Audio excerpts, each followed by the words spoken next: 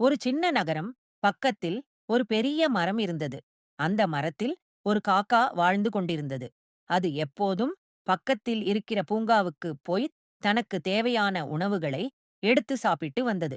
அடுத்து வரக்கூடிய நாட்களில் உணவு தேட முடியாத நிலை வந்தால் என்ன செய்வது என்று நினைத்த காக்கா நிறைய உணவுகளை எடுத்து வந்து தன்னுடைய பொந்தில் சேமித்து வைத்துக் கொண்டு வந்தது. ஒரு நாள் அந்த காக்கா உணவு தேடி பறந்து கொண்டிருந்த போது அதற்கு கண்களில் ஒரு ஸ்மார்ட் போன் பட்டது.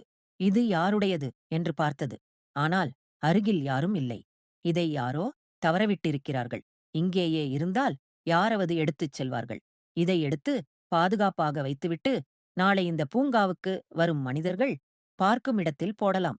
அப்படி செய்தால் உரியவரிடம் திரும்ப கிடைக்கும் என்று காக்கா நினைத்தது. உடனே பறந்து போய் அந்த ஸ்மார்ட் போன் எடுத்துக் கொண்டு வந்து தன்னுடைய பொந்தியில் வைத்தது. அப்பொழுது திடீரென்று அந்த ஸ்மார்ட் போன் இருந்த ஒரு செயலி திறக்கப்பட்டது. அதில் பறவைகள் நடனமாடும் வீடியோ ஓடத் தொடங்கியது. அதைக் கண்டு ஆச்சரியமடைந்த காக்கா தொடர்ந்து அந்த வீடியோக்களை பார்க்க ஆரம்பித்தது. சூடான ஸ்மார்ட் போன் குளிருக்கு இதமாக இருந்தது.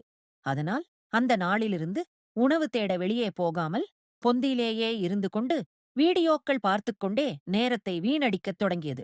2, 3 நாட்கள் தொடர்ந்து வீடியோக்கள் பார்த்தது. சில நாட்களுக்குப் பிறகு அந்த ஸ்மார்ட் போன் சார்ஜ் இல்லாமல் ஆஃப் ஆனது. அப்போதுதான் காக்காவுக்கு உண்மை புரிந்தது. 2, 3 நாட்களாக தான் உணவே சாப்பிடவில்லை. உணவு தேடவில்லை. சேமிக்கவும் இல்லை. எல்லா நேரத்தையும் வீடியோவுக்கு செலவிட்டு விட்டேன். ரொம்ப பசித்த காக்கா உணவு தேட கிளம்பியது. ஆனால் தொடர்ந்து சாப்பிடாமல் இருந்ததால் பறக்கக்கூட தெம்பில்லாமல் போச்சு. அப்போதுதான் காக்காவுக்கு புரிந்தது.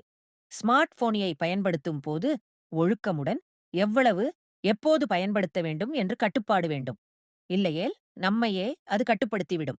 அன்றிலிருந்து அந்த பூங்காவுக்கு வரும் குழந்தைகள் ஸ்மார்ட் போன் பயன்படுத்துகிறார்கள் என்றால் உடனே காக்கா பறந்து வந்து அதை தட்டிவிட ஆரம்பித்தது. இதனால அந்த குழந்தைகள் பூங்காவுக்கு வந்ததும் வீடியோ பார்க்காமல் ஓடி ஆடி விளையாடி தங்கள் உடலையும் மனதையும் ஆரோக்கியமாக வைத்துக் கொண்டு வந்தார்கள். மோரல் ஆஃப் தி ஸ்டோரி என்னன்னா, நாம் பயன்படுத்தும் தொழில்நுட்பம் நம்மை கட்டுப்படுத்தாமல் நாம் தான் அதை கட்டுப்படுத்த வேண்டும். இல்லையெனில் அது நம் நேரத்தையும் ஆரோக்கியத்தையும் வாழ்கையும் பாதிக்கக்கூடும். சோ குழந்தைகளா ஸ்மார்ட் போனா புத்திசாலித்தனமா யூஸ் பண்ணுங்க.